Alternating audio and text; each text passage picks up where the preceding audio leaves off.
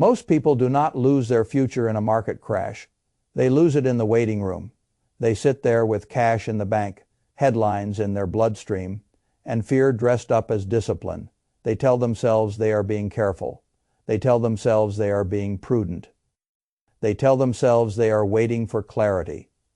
What they are really doing is feeding their future into a machine that quietly strips purchase confidence and time. I have spent my life studying machines, not factory machines, not computer machines, economic machines, incentive machines, fear machines, compounding machines. The market is a machine. Inflation is a machine. Media is a machine. And if you do not know which machine you are standing inside, you will mistake motion for progress. And right now, millions of people are staring at the wrong machine. They are staring at oil prices. They are staring at ugly job numbers. They are staring at geopolitical chaos. They are staring at a president who turns uncertainty into oxygen. They are staring at the daily screen and convincing themselves that a dangerous environment automatically means a bad investment environment. That is how ordinary people get sorted. They think the machine is warning them to stay away, when the machine is actually offering them a discount. When fear shows up in markets, most people do not become rational. They become obedient. They let headlines borrow their nervous system. They start talking about recession, collapse, stagflation, the end of the cycle, the end of America, the end of common sense. They say the same dramatic words every generation says when prices move against them, and confidence gets punched in the face. I have heard this song before. The tune changes, the costumes change, the names change, the machine does not. Here is the first thing I want you to understand. The market does not need your comfort to go higher. It needs your ownership. And ownership is usually offered to you at the moment comfort disappears. That is why I have always cared less about the temperature of the headlines and more about the internal mechanics of the machine. People are shouting one word right now as if saying it often enough makes it inevitable. Stagflation. They use it the way frightened children use ghost stories. They throw it around because it sounds intelligent, dangerous, and historic, but real stagflation is not a casual mood. It is not a one-week oil spike. It is not one weak data point. It is not a politician behaving like a hand grenade with hair. It is a brutal machine state for that machine state to lock in. Several gears have to turn together for a long enough period to do real damage. You need a sustained oil shock, not a dramatic burst that burns bright for a few days and then fades. You need a genuinely weak underlying economy, not one bad print that television can stretch into an apocalypse. You need unemployment to weaken enough to hurt behavior and confidence broadly. Most of all, you need monetary policy to tighten into the damage. You need the central bank to feed the pressure instead of bleeding it off. That last part matters more than most people understand. A lot of investors talk as if high oil prices automatically flip the whole machine into disaster. That is lazy thinking. The transmission matters. The policy response matters. The time duration matters. The structure matters. If energy stays high but the central bank is not marching into an aggressive tightening cycle, the nightmare machine people are describing is missing one of its main gears. Markets do not wait for all the gears to lock before they panic. They price the screenplay before the actors finish rehearsal. That creates opportunity for people who can separate the machine from the theater. I have built my fortune by doing exactly that. I do not need a world with no uncertainty. I need a world where uncertainty is mispriced. Those are two very different things. The crowd wants peace, smoothness, and perfect visibility. I want the machine to be misunderstood just long enough for good assets to be sold by nervous hands. That is where money moves from the impatient to the patient. The modern investor has another problem, and it is more serious than oil, elections, or any single war. He has confused stillness with safety. He thinks cash is neutral. Cash is not neutral. Cash is a machine too. And for the middle class, it is usually a losing machine. It feels calm because the number in the account does not jump around every afternoon. But if the purchasing power underneath that number is shrinking year after year, you are not protecting wealth. You are embalming it. I want you to think clearly about this. If you spend 20 or 25 years earning, saving, and parking most of your surplus in places that cannot outrun inflation, you may feel disciplined the whole time. You may even feel morally superior to people who endure volatility. But at the end of that road, the machine presents you with the bill. Your dollars buy less, your options narrow, your retirement gets thinner, your dependence grows, your freedom shrinks. That is not conservative. That is surrender disguised as caution. I have never liked the phrase safe money when it is used by people who have done no work to measure the invisible loss. There is visible risk and invisible risk. The market gives you visible risk. Cash gives you invisible risk. Most people fear what they can see and ignore what quietly eats them alive. That is why inflation is such an efficient predator. It does not need to frighten you every morning. It only needs to keep feeding. I would rather teach you to survive the visible machine than watch you die slowly inside the invisible one. That is where psychology enters the picture. The reason many people never build wealth is not that they lack information. It is that they cannot stay functional when the machine shakes. They buy when applause is loud, and they sell when the floor tilts. They call this reacting to new information. Most of the time it is emotional leakage dressed up as analysis. I have never made my best decisions in a state of social hypnosis. When everybody around you is euphoric, the machine is already hot. Prices are rich. Stories get exaggerated. Weak businesses borrow strong language. Mediocre management teams are treated like prophets. That is when restraint matters. When everybody around you is afraid, the machine cools. Prices compress, quality gets sold together with junk.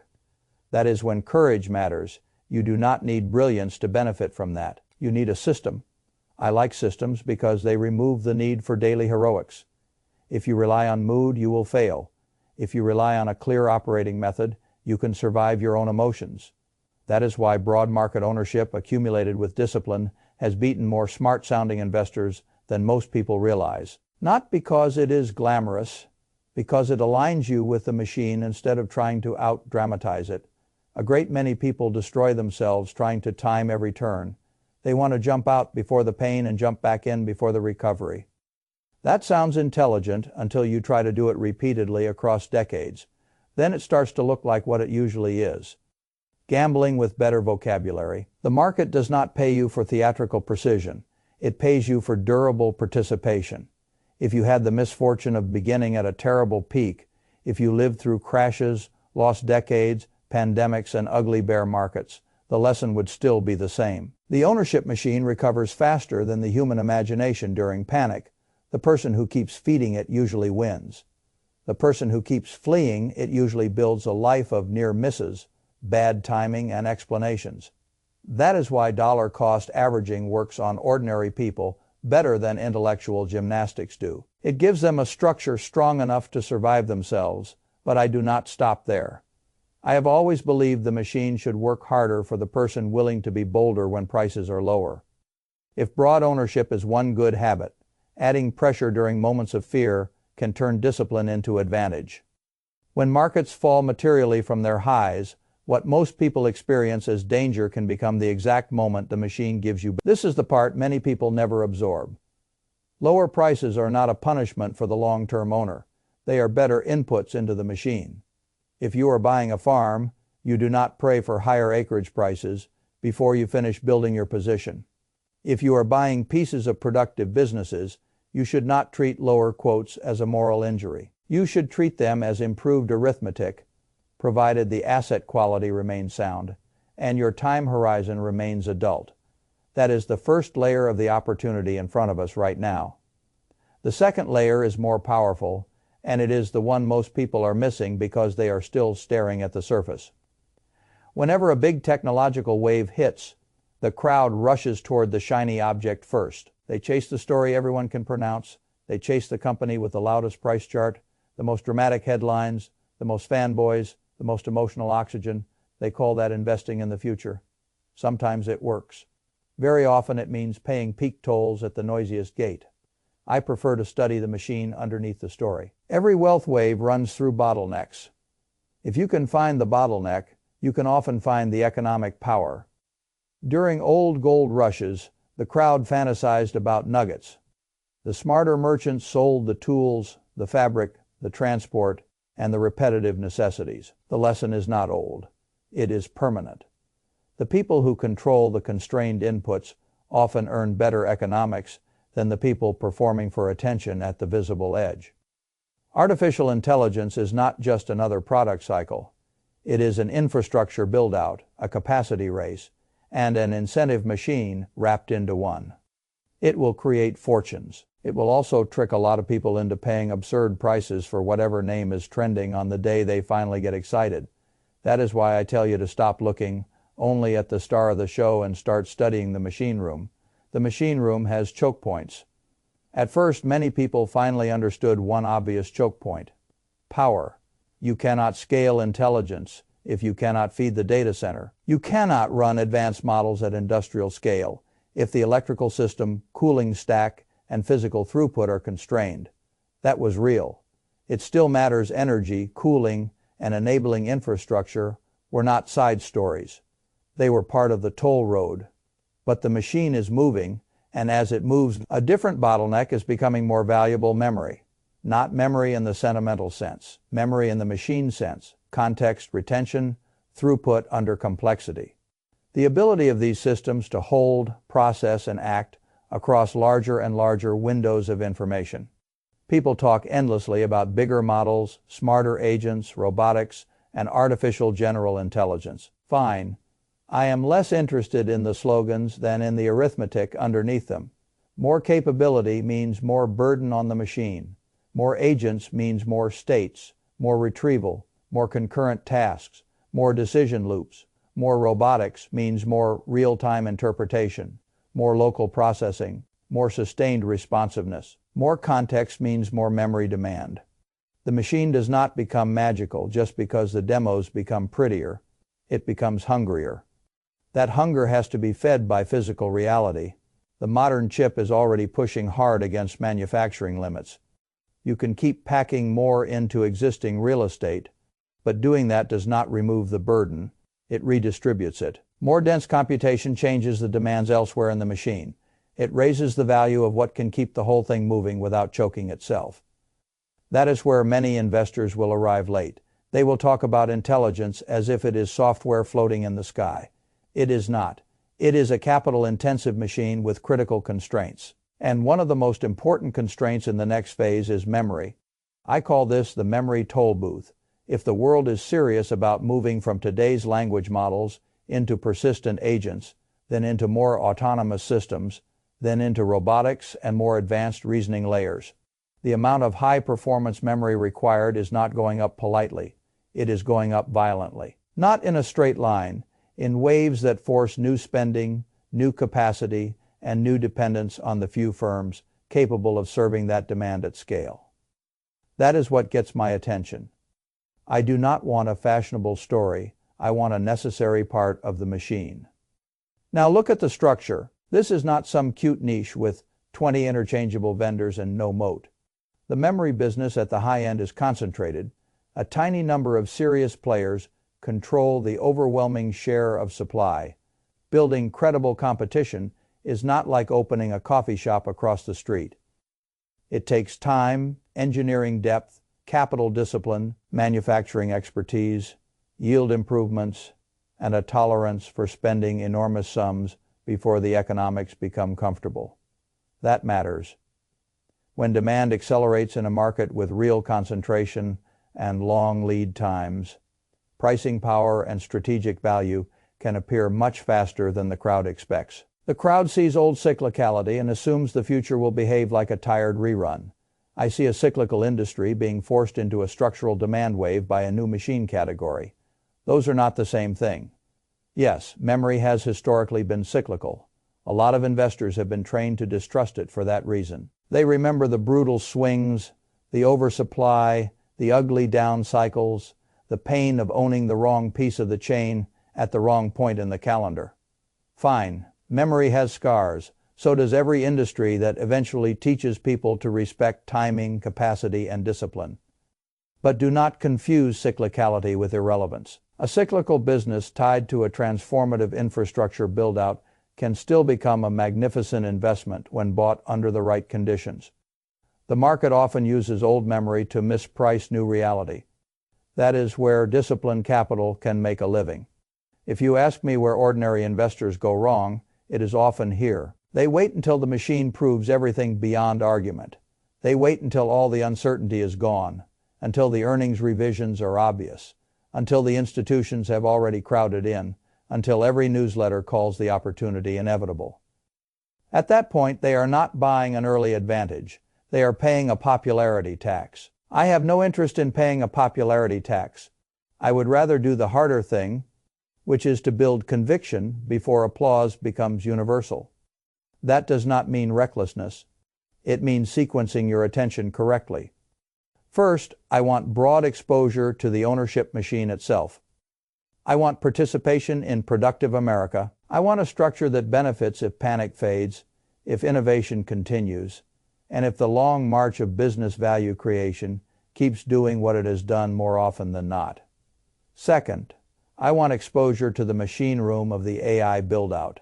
I want the picks, the shovels, the power, the throughput, the core enabling components. The more the world romanticizes the visible layer, the more I want to inspect the toll roads under the floorboards. Third, I want the choke points with the best arithmetic, not the best slogans. That brings me to the specific idea. Most people are not positioning for properly. Micron is not the loudest story in the room. That helps me. It operates in a field many investors still reduce to old cycle pain. That helps me too. But if the thesis about the next AI build-out phase is even broadly correct, then high bandwidth memory and the broader memory stack are not side accessories. They are core load-bearing parts of the machine. And when a load-bearing part of the machine is still priced with skepticism, I pay attention. I also pay attention to geography, capital intensity, and duration of advantage. If real competition takes many years and giant capital commitments to build, then current leaders have more room than the average investor gives them credit for. If AI demand keeps pressing forward, then the machine is not asking politely for one good quarter. It is asking for a sustained industrial response that can support a longer opportunity than traders trained by short cycles are comfortable imagining. I am not telling you to close your eyes and buy any ticker with memory in the pitch deck. That would be stupidity wearing urgency. I am telling you to understand where the machine tightens, where the bottleneck becomes expensive, and where the crowd is still using yesterday's mental model to evaluate tomorrow's earnings power. That is a very different exercise. If I were building the exposure intelligently, I would think in layers. I would think about the broad market as the ownership base. I would think about enabling fabrication and advanced semiconductor infrastructure as part of the machine floor. I would think about power, cooling, and data center support as the energy organs of the machine. And I would think about memory as the next toll booth, the place where rising capability collides with physical dependence. That is a stronger framework than trying to guess which headline stock social media will worship next Tuesday. Another mistake I want to remove from your mind is the idea that opportunity only exists if the macro picture becomes beautiful. That is nonsense. Great money is often made while the macro background still looks stained, confusing, and argumentative. If you wait for a clean sky, you usually buy after the machine has already repriced the future. The market does not reward emotional neatness. It rewards correct ownership over enough time. So let me make this painfully clear. If oil remains volatile, if recession talk stays loud, if politicians keep behaving like demolition crews in neckties, that does not automatically invalidate the opportunity. It may improve it. Fear can mark down the assets even while the internal machine continues to strengthen. That is the kind of contradiction I love. The crowd thinks in headlines. Wealth is built in mechanisms. The crowd asks whether this week feels scary. I ask whether the machine 10 years from now will need more power, more compute, more memory, more data center capacity, more enabling infrastructure, and more patient owners willing to buy while other people freeze. I know my answer. You should know yours. This is also where class behavior matters more than people admit. The wealthy do not merely earn and spend. They route cash flows into assets. They feed ownership machines, They understand that salary is useful, but ownership is decisive. The middle class is often trapped in a more fragile loop. Earn, pay bills, save some, get scared, delay investing, wait for better conditions, lose time, restart, repeat. I call that the hesitation machine. It feels reasonable every step of the way. It is financially devastating over long periods because it keeps starving the one machine capable of compounding on your behalf. You do not become freer by perfecting hesitation. You become freer by building refusal power. Refusal power is what happens when your life no longer depends entirely on your next paycheck, your next boss, your next market headline, your next election result, or your next burst of public panic. Refusal power comes from assets, from cash flow, from ownership, from a machine that continues working while you sleep, think, or simply say no. I have always liked freedom more than appearance. A lot of people are still chasing appearance. They want to look prudent, sound balanced, and avoid short-term embarrassment. Fine, they can have that. The machine will charge them later. I would rather look unfashionable for a while and own what matters. That does not mean leverage your future recklessly. It does not mean bet the house on one symbol. It does not mean confuse concentration with courage. It means stop treating uncertainty as a permanent stop sign. It means separate temporary surface fear from durable economic structure. It means buy quality when the crowd is selling emotion. It means identify the bottlenecks before they become dinner table conversation. It means act like an owner. The deepest advantage I have had in markets was never some secret formula. It was temperament. It was the willingness to stand outside the emotional machine long enough to study the economic machine. Most people never do that. They are too busy trying to feel safe. Safe is expensive. Sometimes the most expensive sentence in the English language is "I will wait a little longer." A little longer turns into a year, then 3, then 7, then a decade. Then the machine has moved, wealth has compounded elsewhere, and the person who waited has nothing but a better catalog of excuses. I do not want that for you. I want you to recognize what kind of moment this is. This is not a moment for panic. This is not a moment for theatrical prediction. This is not a moment for pretending that one geopolitical shock rewrites the entire future of ownership. This is a moment for choosing your machine. You can choose the headline machine, where every scare becomes a reason to postpone your life. You can choose the cash machine, where visible calm conceals invisible decay. You can choose the hesitation machine, where every delay feels intelligent until the bill arrives. Or you can choose the ownership machine, where fear improves your terms. Discipline replaces drama, and bottlenecks become wealth. That choice sounds philosophical. It is not. It is arithmetic with consequences. If you still think the big risk is volatility, you have not understood the machine. The big risk is spending your strongest earning years feeding systems that do not build future control. The big risk is remaining a spectator while the next infrastructure wave lays its rails. The big risk is allowing the crowd to train your instincts so thoroughly that every genuine opportunity feels dangerous until it is already expensive. I have watched that happen to people for decades. They see a drawdown and call it proof they were right to hesitate. They see an ugly headline and call it discipline. They see a misunderstood bottleneck and call it too complicated. Then years later, they buy the obvious winner at a price designed to make other people rich, not them. I am telling you now, the machine does not care about your comfort. It rewards preparation, ownership, and timing measured in years, not afternoons. So here is the test. When the machine shakes, what do you become? Do you become a consumer of fear? Do you become a servant of cash? Do you become a tourist in your own financial life, always watching, never owning? Or do you become the person who understands that lower prices can improve future returns, that bottlenecks create strategic wealth, and that freedom belongs to the people who feed the right machine before the crowd gives them permission? That is the door in front of you. On one side is the old life, salary dependence, nervous saving, delayed ownership, endless waiting for perfect conditions that never come. On the other side is a harder but cleaner path. Build positions, add through fear, own productive assets, own the toll roads of the next industrial wave. Let time and discipline do what panic never will. Most people will keep standing in the doorway because standing there feels safe. It is not safe.